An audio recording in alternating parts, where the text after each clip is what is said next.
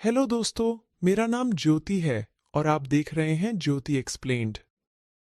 तो कहानी के शुरू होते ही एक आदमी तैरते हुए पानी से निकलता है। वो अपने आसपास की हर चीज को गौर से देखते हुए कहता है, नहीं, ये मेरी दुनिया नहीं, मेरी दुनिया कोई और है। कहाँ है? मैं जानता हूँ, मेरे अंदर एक उम्मीद है कि मैं अपनी दुनिया में पहुँच जाऊंगा। ये कहते ही केविन नाम का ये आदमी यहाँ से गायब हो जाता है।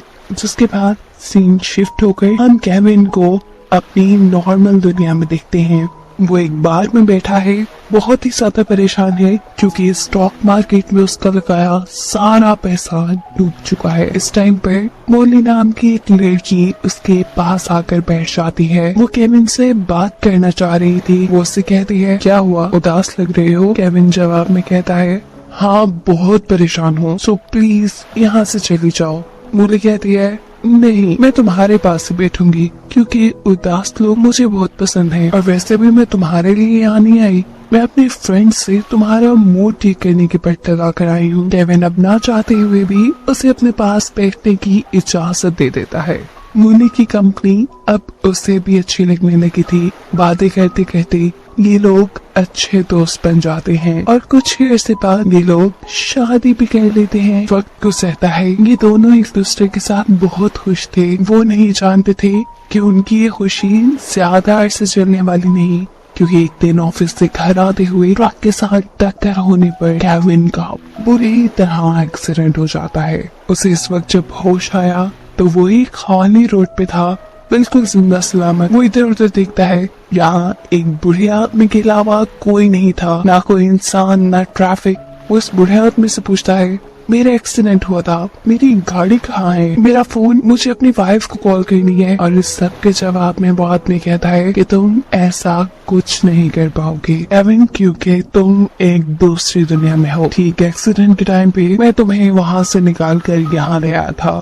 यहाँ खड़ा हुआ बूढ़ा इंसान अब केविन से अपना तारुफ करवाता है और कहता है, मैं बेनिफैक्टर, मेरा काम है लोगों को एक दुनिया से दूसरी दुनिया में शिफ्ट करना। ये बातें करते करते वो केविन को एक रेस्टोरेंट में बुलाया था। केविन कहता है, मुझसे मजाक करना बंद करो, मुझे मेरी दुनिया में वापस जाना है, तुम आखिर मुझे यहाँ लायक क्यों हो? बेनिफैक्टर कहता है, हाँ, मैं तुम्हें इस दुनिया में इसलिए लेकर आया ताकि तुम भी मेरी तरह एक शिफ्टर बन जाओ। तुम्हारा काम होगा असली दुनिया से दुखी और गुस्से वाले लोगों को निकाल कर यहाँ इस दुनिया में ले आना। केविन जवाब में कहता है, मैं नहीं मानता कि ऐसा कुछ पॉसिबल है, मुझे प्रूफ दो। इस तुम्हारे साथ वेट्रेस बैठी है, इसे गायब करके दिखाओ। बेनिफैक्टर कुछ भी बोले बगैर अपने हाथ पे बंधी हुई वॉच पे कुछ कोड दबाता है और ये लड़की यहाँ से गायब हो जाती है। सच्चाई जानने के बाद तो केविन भी घबरा चुका था। उससे कहता है, मुझे कोई शिफ्टर नहीं बनना, प्लीज मुझे मेरी वाइफ के पास वापस भेज दो। पर बेनिफैक्टर कहता है,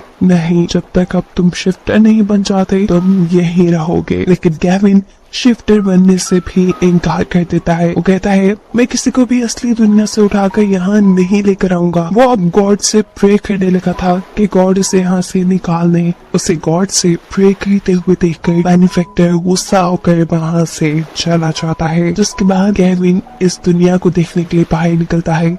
यहाँ के लोगों में गुस्सा था, अजीब अफरा तफरी थी, कोई किसी से बात नहीं करता था, लड़ाई झगड़े थे, फैमिलीज तो यहाँ न होने के बराबर थी। यहाँ खाने को ज्यादा कुछ नहीं था, लोग भूख के मारे एक दूसरे को मार देते थे। वक्त गुजरता है और आहिस्ता आहिस्ता केविन को इस जगह रहते हुए 5 साल गुजर जाते हैं। इस दुनिया की न्यूज में आज भी खबर थी कि बेनिफैक्टर ने केविन को शिफ्टर बनने की ऑफर की थी और केविन ने उसे मना कर दिया था। केविन की अभी तक यही कोशिश थी कि उसे यहाँ पे कोई शिफ्टर मिल जाए जो उसे उसकी वाइफ के पास पहुँचा दे, लेकिन आज तक वो अपनी इस कोशिश में कामयाब नहीं हुआ था। यहाँ उसका एक गैब्रियल नामी दोस्त भी बन गया था, जिसके लिए केविन ने यहाँ पर बाइबल लिखी थी, जो कि यहाँ लिखना मना था। खैर, केविन अब एक ऐसे इंसान के पास जाता है जिसके पास ऐसी टेक्नोलॉजी है जिसके जरिए असली दुनिया के लोगों को देखा जा सकता है। केविन यहाँ पे अपनी वाइफ को देखना चाहता था। काफी ट्राई के बाद उसे वो दिख भी जाती है। वो इस आदमी से कहता है, मैं अपनी वाइफ के पास वापस जाना चाहता हूँ, मुझे इसकी लोकेशन बताओ। लेकिन वो आदमी कहता है, मैं ऐसा नहीं कर सकता, मेरे बस में बस इतना ही है कि मैं तुम्हें तुम्हारी वाइफ को दिखा दूँ। केविन यहाँ से निकलकर बाहर आ जाता है। बाहर बहुत से लोग प्रोटेस्ट कर रहे थे। केविन और उसका दोस्त गैब्रियल भी इन लोगों में जाकर खड़ा हो जाता है। पुलिस इनके आगे खड़ी हुई थी। अचानक इन्हें प्रोटेस्ट करने वाले आदमियों में से एक आदमी भागते हुए दूर जाकर गायब हो गया। उसके यहाँ से भागते ही पुलिस ने लोगों पे गोलियां बरसाना शुरू कर दी थी। केविन और गैब्रियल एक बिल्डिंग के अंदर छुप जाते हैं और यहाँ केविन गैब्रियल से कहता है वो आदमी भागने में इसलिए कामयाब हो पाया क्योंकि वो एक शिफ्टर था। मुझे भी बस एक शिफ्टर ही चाहिए। और इस बात पे गुस्से में गैब्रियल जवाब देता है बस छोड़ भी दो अपनी कोशिश, ना तो तुम्हें कोई शिफ्टर मिलेगा और ना ही तुम यहाँ से बाहर जा पाओगे। केविन अब अपने लिए शॉपिंग करने के लिए एक शॉपिंग मॉल में जाता है जहाँ वो एक बच्चे को देखता है। 7 साल का ये बच्चा केविन की आंखों के सामने ही गायब हो चुका था और अगले ही पल यहाँ वापस भी आ चुका था। इस बच्चे को देखकर केविन को अपना बेटा याद आता है जो भी ऐसे ही एक शॉपिंग मॉल में गायब हो गया था। ये चीज याद करके केविन और भी ज्यादा उदास हो चुका था। यही मॉल में केविन को नादिर नामी एक आदमी भी मिलता है। वो आदमी यहाँ केविन को असली नाम से पुकारता है और उससे कहता है मैं जानता हूँ तुम भूखे हो, अगर तुम चाहो तो मेरे घर आकर खाना खा सकते हो।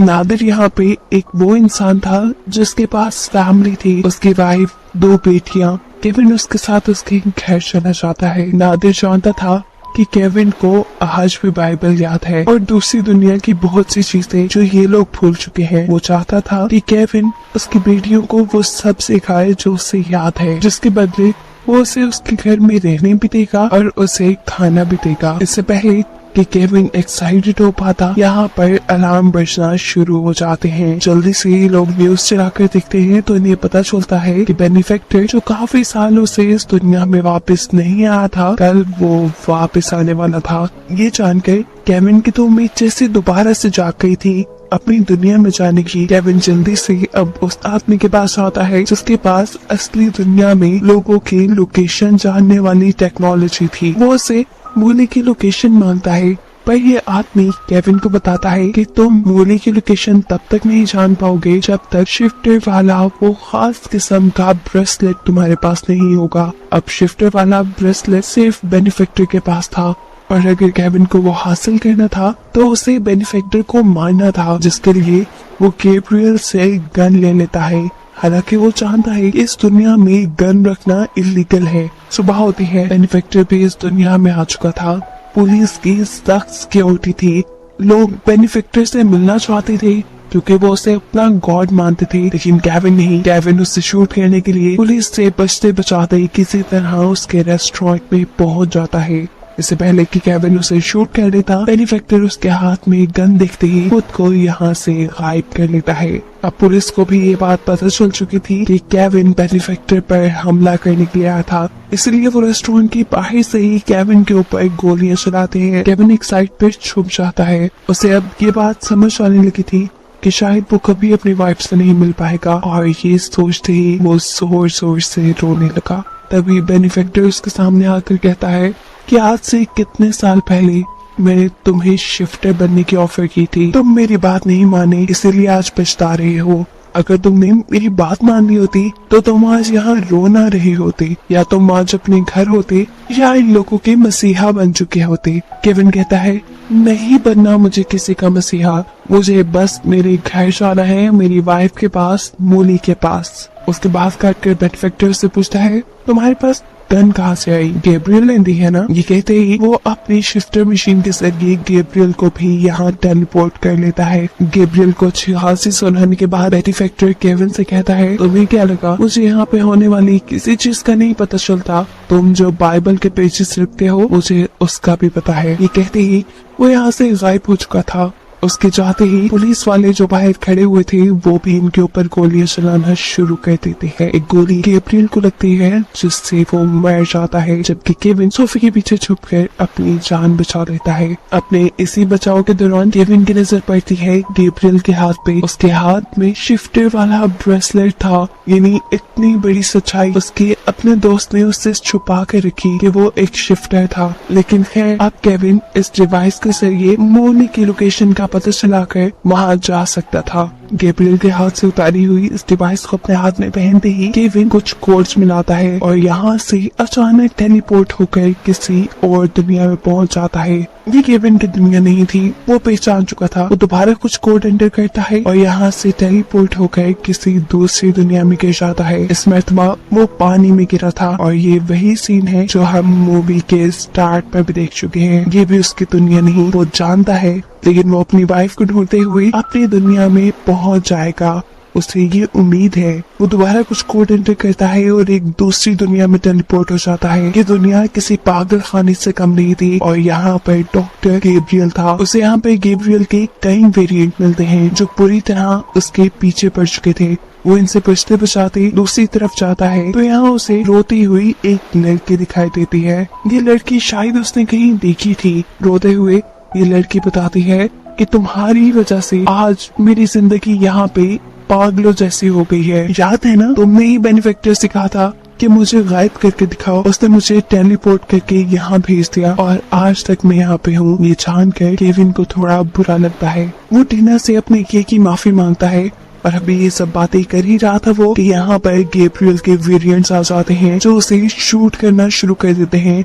इससे पहले कि केविन मर जाता, वो दोबारा अपनी डिवाइस पे कुछ कोड एंटर करके एक दूसरी दुनिया में टेलीपोर्ट हो जाता है। इस दुनिया में केविन को अपना ही दूसरा वेरिएंट नजर आ रहा था। ये कह लें कि उसका हमशक्ल। उससे में वो केविन से पूछता है, तुम कौन हो और यहाँ कैसे आए?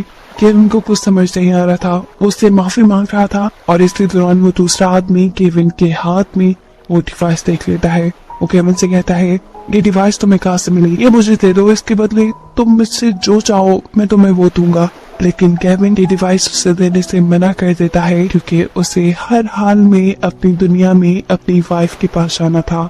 इससे पहले कि अब वो सामने वाला आदमी केविन के ऊपर गोली चलाता, केविन दोबारा डिवाइस के ऊपर कुछ कोड एंटर करके उसी दुनिया में पहुंच जाता है जहाँ पे बेनिफिक्टर था। इस टाइम वो नादिर के घर पे गिरा था। वो देखता है कि नादिर पुलिस की गोलियों से जख्मी हो चुका है क्योंकि पुलिस को लग रहा था कि नादिर ने केविन को छुपाया है। मरता हुआ नादिर भी यहाँ अपनी वाइफ को एक उम्मीद देकर चाहता है कि एक न एक दिन वो जरूर यहाँ से निकल जाएगा। केविन अब बिना वक्त जाए किए उस आदमी के पास जाता है जिस आदमी के मॉनिटर केविन के पास मौजूद इस डिवाइस की मदद से उसकी वाइफ की लोकेशन उसे बता सकते थे। जितने में वो आदमी केविन की मदद करने के लिए मोली की लोकेशन ढूंढ रहा था, इतने में पुलिस वाले भी केविन को ट्रैक करते हुए यहाँ पर आ चुके थे। वो बस केविन को अरेस्ट ही करने वाले थे, पर उससे पहले ही केविन का साथ ही केविन को मोली के लोकेशन का कोड बता देता है, जिस कोड को एंटर करते हुए पुलिस के अरेस्ट करने से पहले ही केविन मोली के पास अपनी असल दुनिया में पहुंच चुका था। मोली जो इस टाइम मॉल में थी, वो भी इतने सालों बाद केविन को यहाँ पे देखकर हैरान थी। हैरान होने के साथ साथ गुस्सा भी। वो केविन से कहती है, तुम्हें याद है तुम मुझे अकेला छोड़ गए थे? केविन कहता है, नहीं, मैंने तुम्हें कभी नहीं छोड़ा। वो अपने हाथ में पहनी हुई अपनी वेडिंग रिंग उसे दिखाता है और कहता है कि जितने भी साल मैं तुमसे दूर रहा, तुम्हारी याद में रहा, मैं तुम्हारे पास आने की कोशिश करता रहा। मोली, मेरी बात का यकीन करो। लेकिन इस टाइम मोली उससे कहती है कि तुम जहाँ से आए हो वहाँ वापस चले जाओ क्योंकि मैंने अब दूसरी शादी कर ली है। केविन ये सुनकर टूट सा गया। वो मोली से कहता है, नहीं प्लीज मोली, ऐसा नहीं करो, मैं तुम्हारे बगैर मर जाऊंगा। मोली उसकी यह हालत देखते हुए कहती है, अच्छा ठीक है, अगर तुम मेरे साथ रहना चाहती हो तो मेरी एक शर्त है। हमारा जो बच्चा गुम गया था तुम उसे ढूंढ कर ले आओ मेरे पास। मैं भी सब कुछ छोड़ दूंगी, हम दोबारा से अपनी लाइफ जीना शुरू कर देंगे। मोली यहाँ से जा चुकी थी और केविन टूट चुका था। इस दौरान हम देखते हैं कि बेनिफिक्टर दोबारा उसे यहाँ से टेलीपोर्ट करके अपनी दुनिया में ले जाता है। बेनिफिक्टर अब बहुत ही ज्यादा गुस्से में था। वो केविन से कहता है, तुम्हें क्या लगा था तुम इतनी आसानी से ये दुनिया छोड़ जाओगे और मैं तुम्हें कुछ भी नहीं करूंगा? तुमने जितना भी कुछ मेरे साथ बुरा कर लिया है, अब तुम उसकी सजा भुगतोगे। केविन ऐसे खामोश था जैसे अब उसके साथ कुछ भी हो जाए उसे फर्क नहीं पड़ता। बेनिफिक्टर कहता है, तुम्हारे पास दो ऑप्शन है, एक ये कि मैं तुम्हें तुम्हारी वाइफ के पास तुम्हारी पुरानी लाइफ में वापस भेज दूं, और दूसरा ये कि जिस लड़की को तुम्हारी वजह से मैंने पागल खाने भेजा था उस लड़की को मैं उसकी लाइफ में भेज दूं।